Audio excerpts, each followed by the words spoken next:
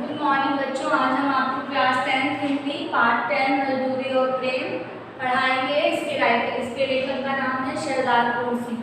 सरदार फूल सिंह का जन्म हुआ था सलहड़ गांव, जिला एबटाबाद, पाकिस्तान के सन 1881 ईस्वी में हुआ था। इनका जन्म 1881 में हुआ। द्विवेदी की निबंधकार के फूल सिंह में महत्वपूर्ण स्थान है। हाई स्कूल परीक्षा उन्होंने रावलपिंडी में से उत्तीर्ण की। बाद में उच्च अध्ययन के लिए जापान गए।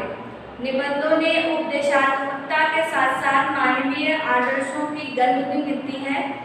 इनके प्रमुख निबंध हैं कन्यादान, पवित्रता, आचरण की सभ्यता तथा सच्ची वीरता। भाषा एवं भावों का अद्भुत समन्वय इनके निबंधों में मिलता है। मानवीय गुणों के पक्षधर फूल सिंह जीवन की सच्चाई के यथार्थ की धरातल को आंदोलित करते हैं। इनकी मृत्यु 31 मार्च 1931 में हुई। 31 मार्च 1931 में इनकी मृत्यु सरदार फूल सिंह। सरदार फूल सिंह ने हमें बताया है बच्चों को इंद्रिय भाव है इसका। मजदूरी निबंध में मजदूरी और प्रेम के केंद्र में लेकर मानवीय संवेदनाओं को रेखांकित किया गया है। जीवन की यथार्थ से साक्षात्कार करने वाले, चाहे वह श्रमिक हो, किसान या गरड़िया, कोई भी व्यक्ति लेखक की सहजता से प्रत्येक में मर्म में छुपा है।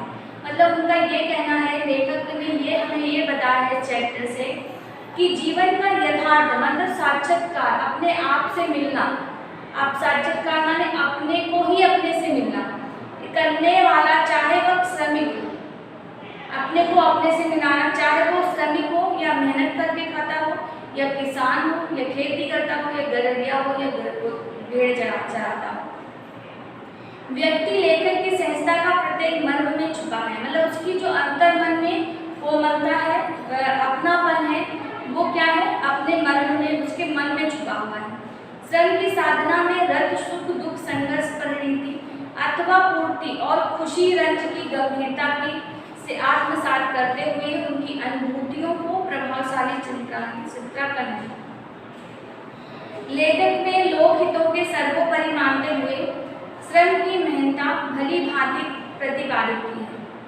व्यक्ति, समाज और विश्व की सुख समृद्धि का मूल आधार सकारात्मक परिवर्तन और प्रयास कर्म की कर्मठता ही से संभव है। मतलब कहते हैं कि व्यक्ति, समाज और विश्व, ये तीनों चीजें तभी खुश रह सकती हैं, तभी सुख समृद्धि पा सकती हैं, जब वह मूल उनका आधार जो है कार्य करने का सकारात्मक, मतलब निगेटिविटी ना होनी चाहिए, पॉजिटिव सोच होनी चाहिए, सकारात्मक परिवर्तन का प्रयास कर्म और कर्मठता से ही संभव है। सकारात्मक होना चाहिए, कर्म पर विश्वास होना चाहिए, कठोरता कर्मठता से ही संभव है। निबंध में प्रगति का, सुख और शांति का मंत्र सिर्फ श्रम, श्रमिक और उसकी शक्ति पर ही सिद्ध हो सकती है। श्रम से सच्चा आनंद प्राप्त होता है। श्रम ईश्वर की सच्ची पूजा के समान है।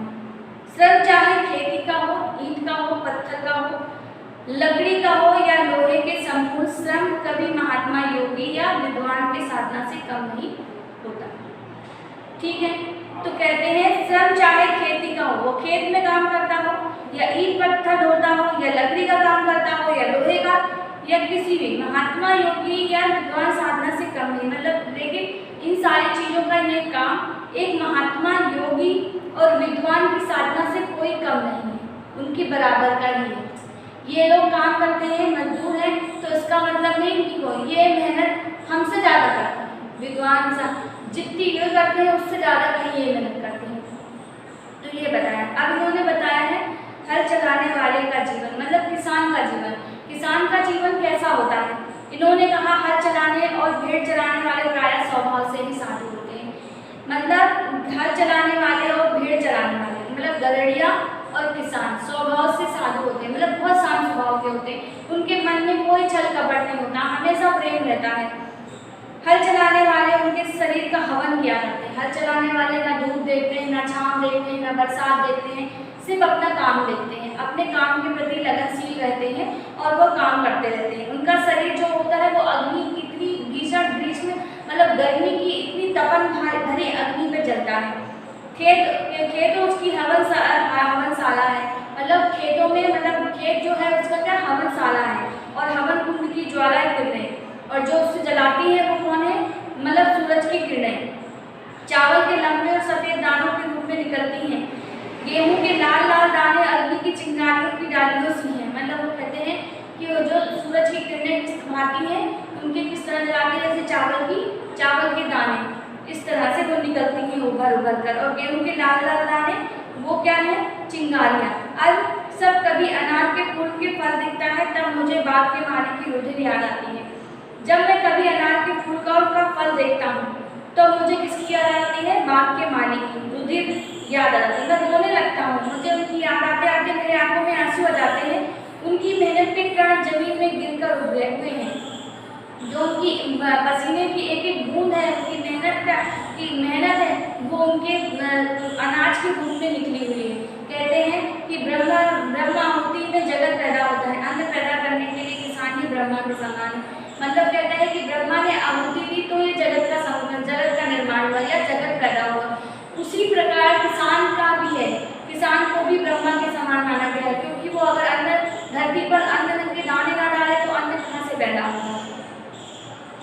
तो उन्होंने कहा कि खेती करके ईश्वरीय प्रेम का केंद्र है, खेती करना एक ईश्वरीय केंद्र का प्रेम है। उसका सारा जीवन पत्ते पत्ते और फूल फूल में फल फल में बिखर रहा है। फूलों की तरह इसका भी जीवन एक प्रकार का मूल जीवन है। वायु, जल, पृथ्वी, तेज और आकाश की निरोधता इसी के हिस्से हैं। विद्या यह नहीं पढ़ा जब और तब यह नहीं करता। संध्या वंदना इसे नहीं आता, ज्ञान ध्यान इसे नहीं आता, मंदिर मस्जिद गिरजे में कोई सरोकार नहीं, केवल साग भात खाकर ही अपने भूख निवारण कर लेता है। ठंडे चश्मे की बहती नदियों के शीतल जल से वह अपनी प्यास बुझा लेता है। प्रातःकाल उठकर वह हर बैलों को नमस्कार करता है, खेत जोतने चल देता है। दोपहर की धूप से भाती है, इसके बच्चे मिट्टी में ही खेल कर बड़े हो जाते हैं। मतलब कहते हैं कि ये पढ़े लिखों की तरह ये पढ़ा लिखा नहीं है, इसे कुछ नहीं आता, इसे कोई ये निरोक्त से विद्या नहीं आती, इसे यज्ञ नहीं आता, इसे ताप नहीं आता, इसे पूजा नहीं आती, इसे पाठ नहीं आता, इसे संध्या वंदना करनी नहीं आती, इसे प्रार्थना करनी नहीं आती। इसे क्या आता है, इसे बस सुबह सुबह अपने बैलों को नमस्कार करना आता है, खेतों में जाना आता है। इसको ठंडे मतलब इसको सिर्फ साग भात ही भाता है, साग रोटी सब्जी भाती है, इसको नदी का ठंडा जल ही भाता है। या बैलों को फिर उसके बाद दोपहर की धूप से भाती है, इसके बच्चे मिट्टी में खेलकर बड़े हो जाते हैं। इसका परिवार बैलों और गाँव से प्रेम है। उनकी यह सेवा करता है। पानी बरसाने वालों को दर्शाई आंखें नीले कांच की ओर उठती हैं। पानी बरसाने वाले की दर्शनार्थ आंखें जब ये पानी के लिए जब ऊपर आकाश को देखता है कि कब पानी गिरेगा, कब मेरी खेती होगी, तो उठती है। नैनों की भाषा के लिए यह प्रार्थना करता है, नैनों की भाषा में प्रार्थना करता है। साय और प्रातः दिन और रात विधाता इसके हृदय में अचिंतन और अद्भुत आत्मीयता भाव से उनकी वृष्टि करता है। यदि कोई इसके घर आ जाता है तो वह मृदु वचन मीठे जल के अन्न से प्राप्त कर दे। कभी भूले भट्टे से घर में कोई मेहमान आ भी जाए तो ये क्या करता है, ये अपने मृदु में मीठे वचन बोलता है, मीठा जल पिलाता है, अन्न से उसे प्राप्त कर देता है। धोखा यह किसी को नहीं देता। यदि इसको कोई धोखा देते तो इसको ज्ञान नहीं होता। ये किसी को धोखा नहीं देते। जो किसान होते हैं वो कभी किसी को धोखा नहीं देते, लेकिन यदि भूल कर उसे कोई धोखा दे दे तो बेचारे उसका ज्ञान भी नहीं होता कि हमें किसी ने धोखा दे दिया। इतने सीधे होते हैं, क्योंकि उनकी खेती हरी भरी है, गाय उनकी दूध देती है, स्त्री उनकी आज्ञाकारिणी है, मकान उनका पुण्य और आनंद का स्थान है। पशुओं को चराना, नहलाना, खिलाना पिलाना, बच्चों को अपनी तरह ही अपने बच्चों की तरह सेवा करना, खुले आकाश के नीचे उसके साथ रातें गुजार देना, ये क्या स्वभाव से कम, स्वाध्याय से कम, दया वीरता और प्रेम जैसा इन किसानों में देखा जाता है। अत्यंत मिलने का ही नहीं, गुरु नानक ने ठीक कहा है, भोले भाया मिलेगा बुराई। मतलब जिनका मन भोला होता है, जिनका हृदय भोला होता है, उन्हें भगवान में दर्शन दे जाते हैं। भोले भाले किसान ईश्वर की तरह खुले दीदार का दर्शन देता है। उसकी छतों में से सूर्य और चंद्रमा छन छन कर उसके बिस्तर पर पड़ते हैं। ये प्रकृति के जवान साधु हैं। जब कभी मैं इन पे मुकुट के गोपाल के दर्शन करता हूँ तो मेरा सिर स्वयं ही झुक जाता है। जब मुझे किसी फकीर के दर्शन होते तो मुझे मालूम होता है कि नंगे सिर नंगे पैर, एक टोपी सिर पर, एक लंगोटी कमर में, एक काली कमनी कंधे पर, एक लंबी लाठी हाथ में लिए गांव के मित्र बैलों का हमजोली, पक्षियों का हमराज, राजाओं का अन्नदाता, बादशाहों का ताज बनाने वाले, सिंहासन पर बैठने वाला, भूखों और नंगों को पालने वाला, समाज के पुण्य उद्यानों का माली और खेतों का माली जा रहा है। मतलब कोई को मैं अगर मैं ऐसा देखता हूँ कि ऐसा जा रहा है तो मुझे किसकी याद आती है? किसान की, जो वो ऐसा करते हैं। अब क्या है, दूसरा पॉइंट क्या है? गरड़िए का जीवन। गरड़िए का जीवन कैसा होता है? एक बार मैंने एक बूढ़े गरड़िए को देखा। अब अभी तक हमने क्या है, एक हल चलाने वाले की कहानी सुनी। अब हम एक गरड़िए के जीवन की कहानी सुनने जा रहे हैं। गरड़िए का जीवन। एक बार मैंने एक बूढ़े गरड़िए को देखा। घना जंगल है, हरे हरे वृक्षों के नीचे उसकी सफेद ऊन वाली भेड़ अपना मुंह नीचे किए कोमल कोमल पत्तियां खा रही है। गरड़िया बैठा आकाश की ओर देख रहा है। ऊन काटता जाता है और उसकी आंखों में प्रेम लाली छाई हुई है। वह निरोगता की पवित्र मदिरा से मस्त हो रहा है। बाल उसके सारे सफेद हैं और क्यों न सफेद हो, सफेद पेड़ों का मालिक तो ठहरा, परंतु उसकी कपोलों की लाली फूट रही है उसके गालों से। बर्फानी देशों में वह मानव विष्णु के समान क्षीर सागर में वलेटा है। उसकी प्यारी स्त्री उसके पास रोटी पका रही है। उसकी दो कन्याएं उसके साथ जंगल भेड़ चुराती घूमती हैं। अपने माता पिता और भेड़ों को छोड़कर उन्होंने किसी और को नहीं देखा। मकान इतना बेमकान है, घर तो उसका बेघर है। ये लोग बेनाम और बेपता है। भेड़ों की सेवा की उसकी पूजा है। जरा एक भेड़ बीमार हुई तो परिवार पर विपत्ति आई। दिन रात उसके पास बैठे काट देते हैं। उसे अधिक पीड़ा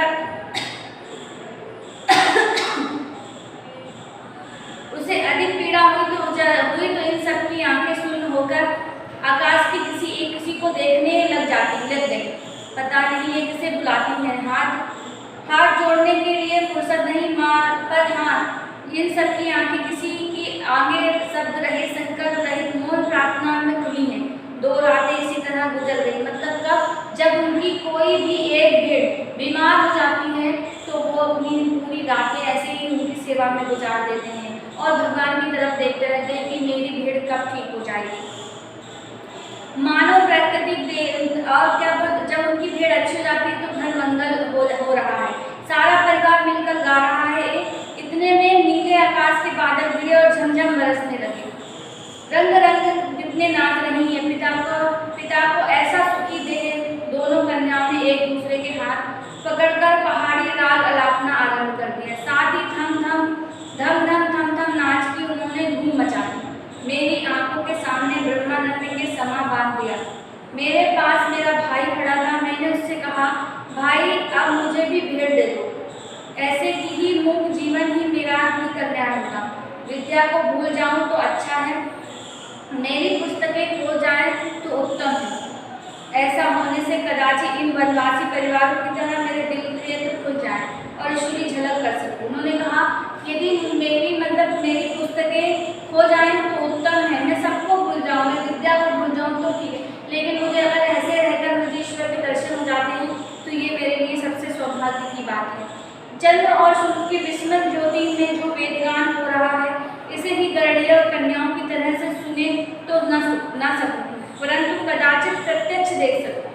प्रकृति की मंद हंसी में ये लोग ईश्वर की हंसते हुए होंठ देख रहे हैं। पशुओं के अज्ञान से गंभीर ज्ञान छिपा हुआ है। इन लोगों के जीवन में अद्भुत आत्मानुभव भरा हुआ है। गरड़िए के परिवार में प्रेम मजदूरी का मूल्य कौन दे सकता है? तो ये था हमारा गरड़िए का जीवन। अब हम पढ़ते हैं मजदूर। जो लोग ईंट पत्थर ढोते हैं वो मजदूरी मतलब लोग कैसे दे पाते हैं मजदूरी। आपने 4 आने पैसे मजदूर के हाथ में रख कहा, ये लो दिन भर की मजदूरी, अपनी मजदूरी। वह क्या दिल लगी है। हाथ पाँव सिर आंखें इत्यादि सबके सब अब वे उसके आपको अर्पण कर दिए। ये सब चीज़ें आपको आप उसकी तो थी ही नहीं, ये तो ईश्वर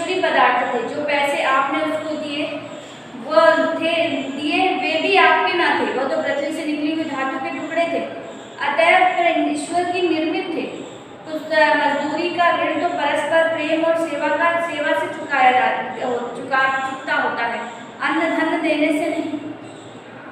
वे तो दोनों ही ईश्वर के हैं। अन्न धन वही बनाता है, जल भी वही देता है, और जिल्द साज की मेरी एक पुस्तक की जिल्द बांध दी तो मैं तो इस मजदूरी को कुछ भी ना दे सका, परंतु उसकी उम्र भर के लिए एक विचित्र वस्तु मुझे दे रहा है।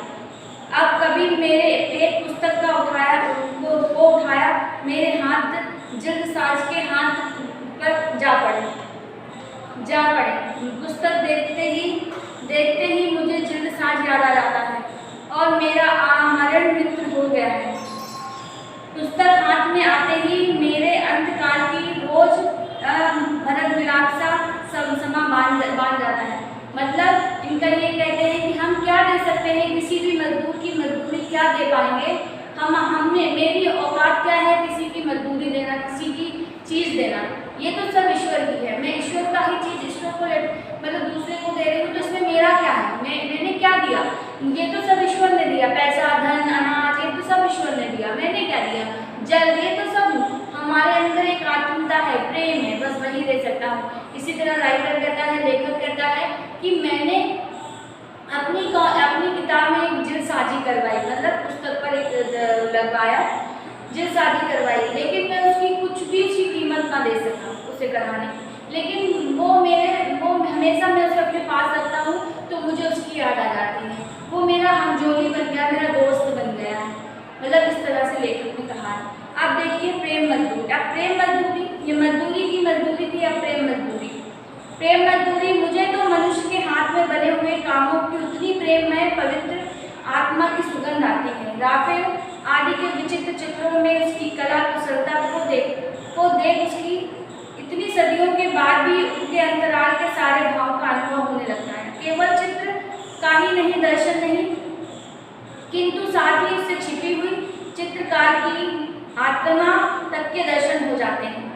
परंतु यत्नों की सहायता से बने हुए फोटो निर्जीव के प्रतीत होते हैं। उनमें और हाथों में, चित्रों में उतना ही भेद है जितना कि बस्ती और संसार में। हाथ की मेहनत में चीजों में जो रस भर जाता है वह भला लोहे के द्वारा बनाई हुई चीजों में नहीं।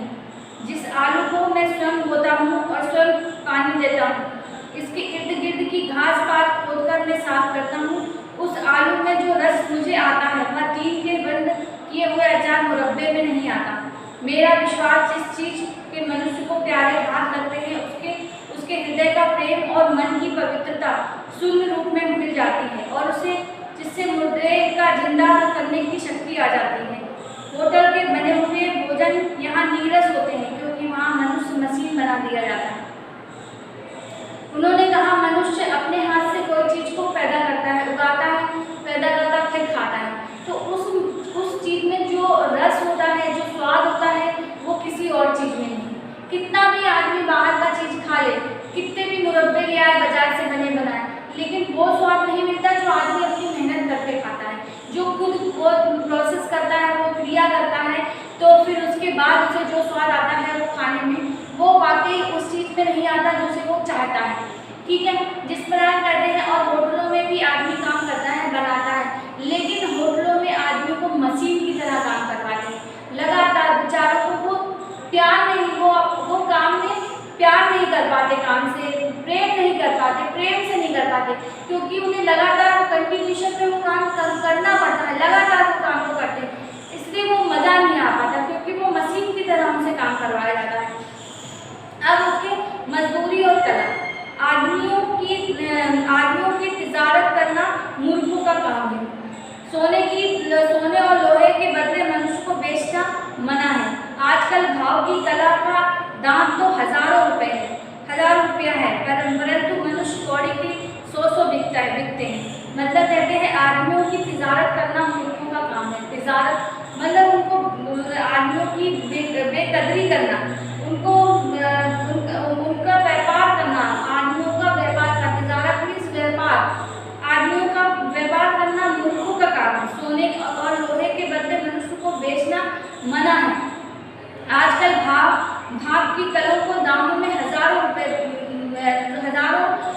रुपया है, परंतु मनुष्य कौड़ी के 100 बिकते हैं।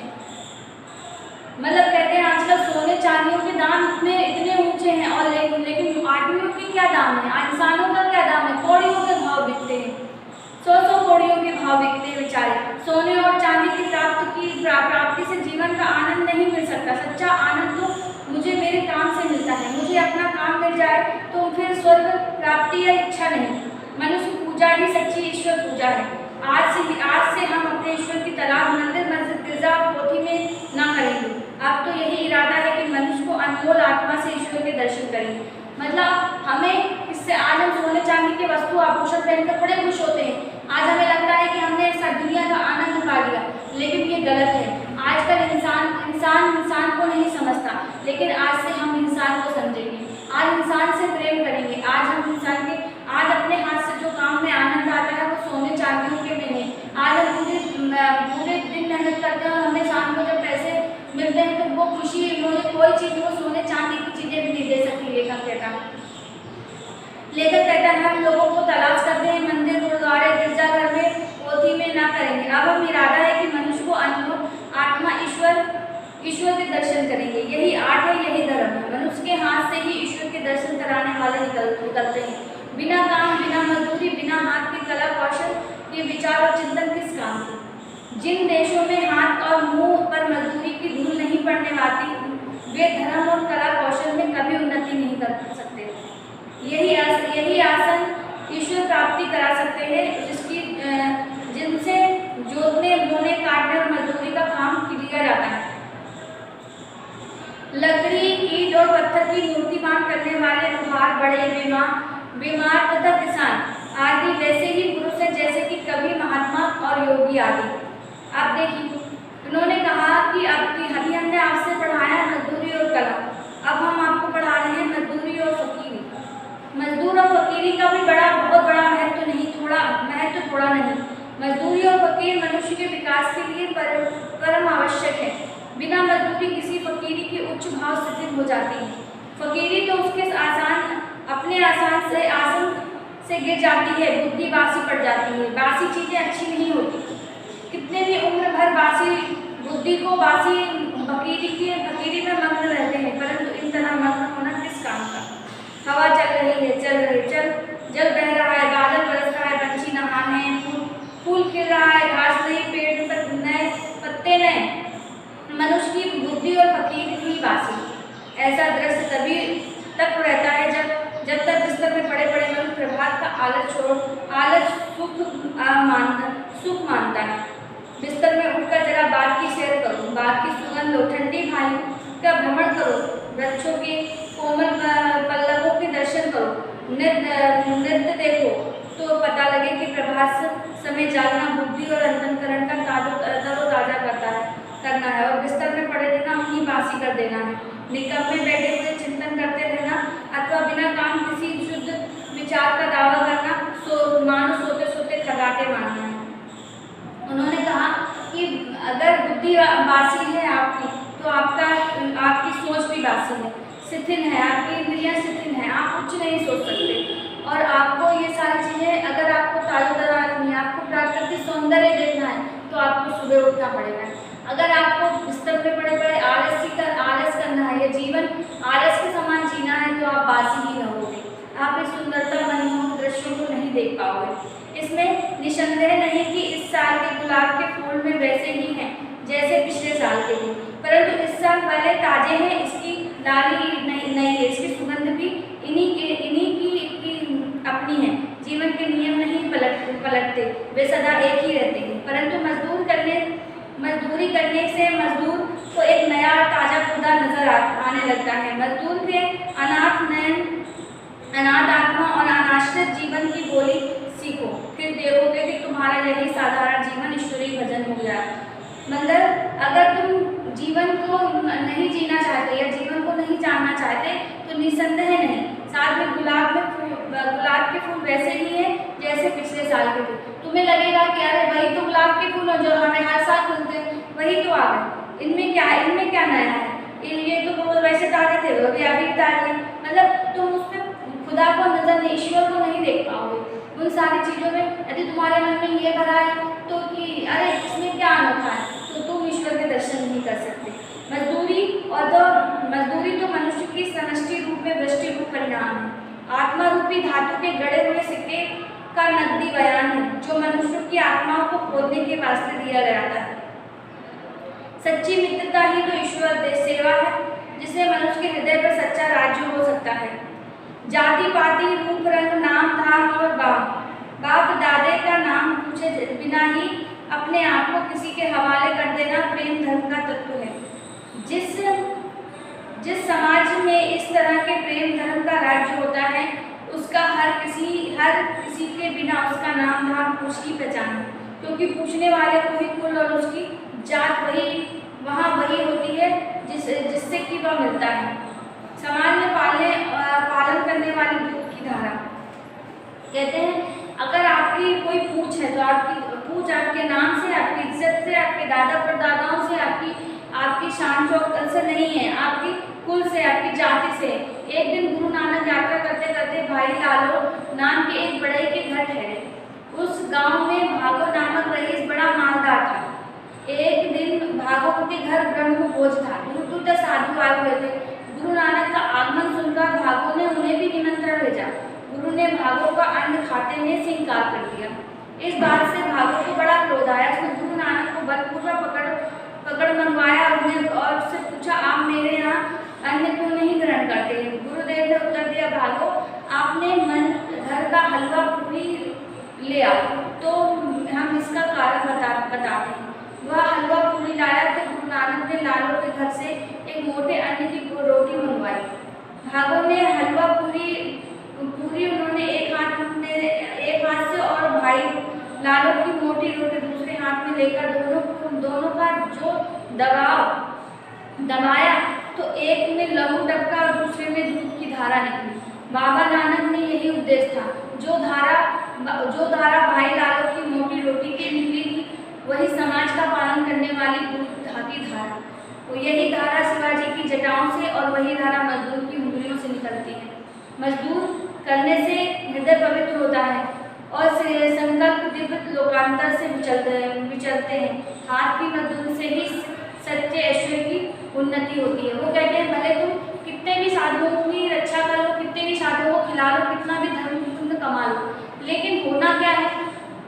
करते तो तुम्हारी नौकरी चाकर है, तुम तो नहीं करते। लेकिन मैंने जिसके घर में खाना खाया, जिस मजदूर के, उसने स्वयं अपने हाथों से मेहनत करके रोटी बनाई, मेहनत करके पैसा लाया, मेहनत करके अन्न लाया, मेहनत करके ही उसने खुद पकाया। तो जो स्वाद, जो अमृत, जो दूध की धारा उस रोटी में थी वह भागों की रोटी में था। वो तो 4 लोगों से बनवा रहा, उसने क्या मेहनत करी? लोगों को लूट रहा है, लोगों के पैसों से दूसरों को खिला रहा है, तो उसमें तो लहू टपकेगा ना, क्योंकि वो दूसरों की मेहनत के पैसे हैं। इसलिए मजदूरी करने से हृदय पवित्र होता है, संकल्प दिव्य लोकांतर से विचलते हैं। हाथ की मजदूरी हो तो सच्चे ऐश्वर्य की उन्नति होती है। अन्न पैदा करना और हाथ की कारीगरी और मेहनत की जड़ पदार्थों को चेतन चिन्ह से सुसज्जित करना, शुद्ध पदार्थों को अमूल्य पदार्थों के बदल देना इत्यादि कौशल ब्रह्म रूप होकर धन और ऐश्वर्य की सृष्टि करते हैं। कविता फकीरी की साधुता के ये दिव्य कला कौशल जीते जागते और झुकते डूबते प्रतिरूप हैं। इनकी कृपा से मनुष्य जाति का कल्याण होता है। ये उस देश के कभी निवास नहीं करते जहाँ मजदूर और मजदूर की मजदूरी का सत्कार नहीं होता। हाथ से काम करने वालों से प्रेम रखने और उनकी आत्मा का सत्कार करने से साधारण मजदूरी सुंदरता का अनुभव करने वाले कला कौशल अर्थात कारीगरी के रूप हो जाती है। इस देश में जब मजदूरी का आदर होता था तब इसी आकाश के नीचे बैठे हुए मजदूरों के हाथों में भगवान बुद्ध के निर्माण सुख को पत्थर पर इस तरह जड़ा था कि इतना काल बीत जाने पर पत्थर की मूर्ति के दर्शन की ऐसी शांति प्राप्त होती थी जैसे कि स्वयं भगवान बुद्ध के दर्शन से होती। मुंह, हाथ, पांव इत्यादि से गढ़ देना साधारण मजदूरी, परंतु मन के गुप्त भावों और अंतःकरण की कोमलता और जीवन की सभ्यता का प्रत्यय प्रकट कर देना प्रेम मजदूरी है। अब देखिए पश्चिमी सभ्यता का एक नया आदर्श। इंजनों की ही वह मजदूरी किस काम की जो बच्चों, स्त्रियों, कारीगरों को ही भूखा रखती है और केवल सोने, चांदी, लोहे आदि धातुओं का ही पालन करती है। पश्चिम को विदित हो चुका है कि इससे मनुष्य का दुख दिन पर दिन बढ़ता है। भारतवर्ष में देश में मनुष्यों के हाथों की मजदूर के बदले कलों को काम देना काल का डंका बजाना होगा। चेतन से चेतन की वृद्धि होती है। मनुष्य को तो मनुष्य का ही सुख दे सकता है। परस्पर व निष्पक्ष सेवा से ही मनुष्य जाति का कल्याण हो सकता है। एक धन एकत्र करना तो मनुष्य जाति का आनंद मंगल का एक साधारण सा एक महत्वपूर्ण उपाय है। धन की पूजा करना नास्तिकता है। ईश्वर को भूल जाना है। उसको अपने भाई बहनों और मानसिक रूप से कल्याण के देने वालों को मारकर अपने सुख के लिए शारीरिक राज्य की इच्छा करना, जिस डाल पर बैठे हैं उसी डाल को स्वयं की कुल्हाड़ी से काटना है। अपने प्रियजनों से रहित राज्य किस काम का? प्यारी मनुष्य जाति का सुख ही जगत के मंगल का मूल साधन है। बिना उसके सुख के अन्य सारे उपाय निष्फल हैं। धन की पूजा से ऐश्वर्य, तेज, बल और पराक्रम नहीं प्राप्त होने का। चेतन आत्मा की पूजा से ही पदार्थ प्राप्त होते हैं।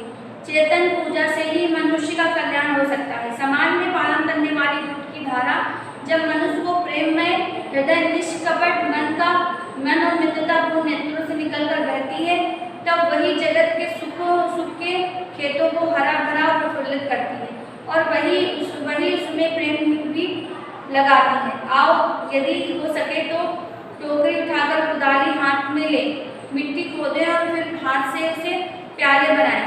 फिर एक एक प्याले घर की कुटिया में रखावें और सब लोग उसी मजदूरी को प्रेमर्थ पान करें। मतलब उन्होंने कहा है कि लोगों की मजदूरी चुना